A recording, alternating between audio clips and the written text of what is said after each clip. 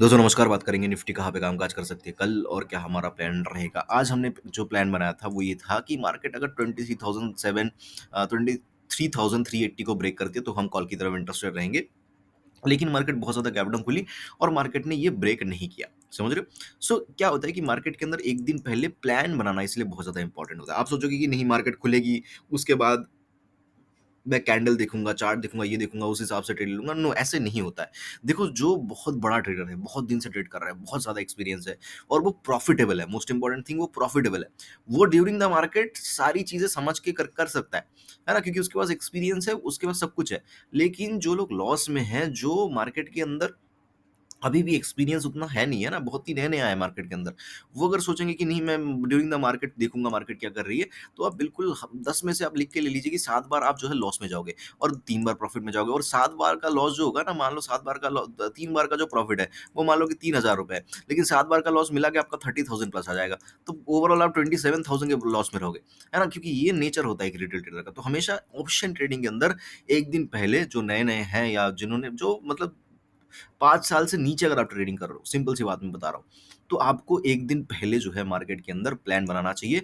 वो plan execute हो रहा है तो आपके टर्मिनल के ऊपर ऑप्शंस जो है एग्ज़ीक्यूट होने चाहिए। अगर वो एग्ज़ीक्यूट नहीं हो रहा है तो आपको आपका कोई ट्रेड वहाँ पे बनता नहीं है मार्केट के अंदर। This is the only rule जो आपको प्रॉफिटेबल बना सकता है और दुनिया का कोई भी रूल आपको प्रॉफिटेबल बना नहीं सकता। चाहे जितना मर्ज़ी आप कोशिश कर लो, जितना मर्ज़ी कोर्स कर लो, जितना मर्ज़ी जो है ग्रुप्स जॉइन कर लो, जितना मर्ज़ी लाइव ट्रेडिंग जॉइन कर लो, कुछ भी कर लो, प्रॉफ़िटेबल आप हो ही नहीं सकते, अगर आप ये जो है नहीं मानते हो। अभी कल क्या हो सकता है? देखिए, एक बार मैं वीकली टाइम फ्रेम दिखाना चाहूँगा आपको। वीकली टाइम फ्रेम अगर हम देखने की कोशिश करें, तो जब ये कैंडल बना था तभी मैंने बोल दिया था कि नेगेटिव कैंडल बना है, ऊपर से गैप अप खुल के ये कैंडल बना है, तो बहुत ही बढ़िया जो है ये स्ट्रक्चर बना हुआ है। अब ये कैंडल जो है कल क्लोज़ होने वाली है ना? ये वीकली कैंडल। तो chances are very, very high कि ये कैंडल जो है यहाँ पे एक रेड कैंडल में कन्वर्ट हो और यहाँ पे इस तरीके से मार्केट की क्लोजिंग हो। तो कहीं न कहीं मार्केट कोशिश करेगी कि कल 23,000 के आस-पास क्लोजिंग करने के लिए। समझ रहे हो? तो अभी 23,250 के आस-पास चल रहा है। तो मतलब 250 पॉइंट का फॉल तो मिनिमम है ना? और अगर मार्केट चाहे तो 22,800 तक भी मार्केट क्लोज़ कर सकती है। एक बार हम को देखते हैं कि ये जो पूरा का पूरा कैंडल है इसका मिडल पॉइंट कहाँ पे है ना? इसका जो है एक बार मिडल पॉइंट निकालने की कोशिश करते हैं। सो एक बार मैं यहाँ से टूल ले लेता हूँ। Just a minute.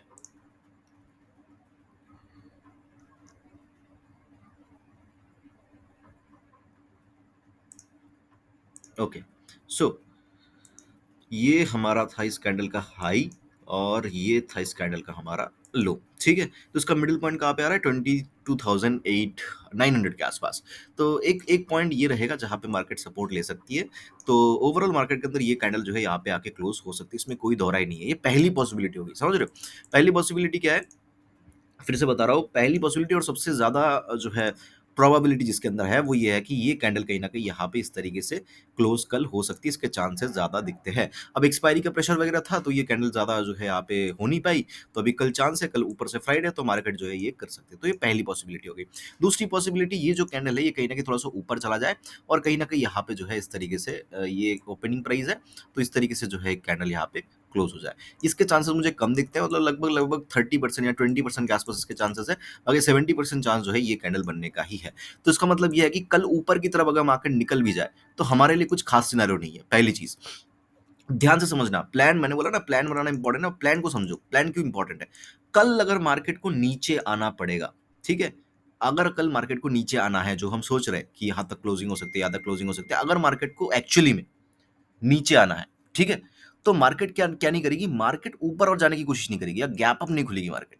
क्यों? क्योंकि अगर मार्केट फ्लैट खुल गई, ऊपर चलने लगी या गैप अप भी खुल गई, फिर से नीचे आना, ये करना, वो करना, तो इतना झंझट वो करेगी नहीं। वो एक चीज़ करेगी, फ्लैट खुलते ही नीचे आना स्टार्ट कर देगी या खुलेगी ही गैप डाउन और फिर नीचे आना स्टार्ट कर देगी।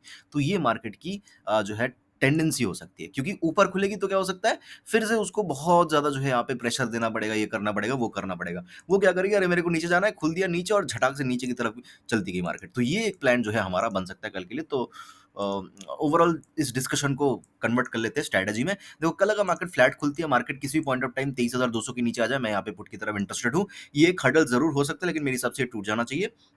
थोड़ा-सा ध्यान रखना इस लेवल का और बिग टारगेट्स मिल सकते हैं कल, बिग टारगेट्स, ठीक है? ये एक ट्रेड हो गई।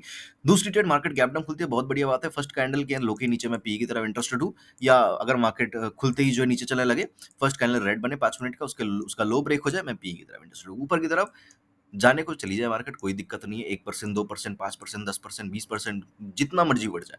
ऊपर की तरफ मैं कल ट्रेड नहीं लूँगा, छोड़ दूँगा मैं मार्केट को, बैठ के देख लूँगा, ठीक है? सो ये ओवरऑल एनालिसिस रहेगी निफ्टी का। आई होप कि वीडियो आपको अच्छा लगा होगा। लर्निंग सबको मिलेगी कुछ। अगर अच्छा लगा तो प्लीज़ लाइक कर देना। मुझे सुनने के लिए आपका बहुत-बहुत धन्यवाद।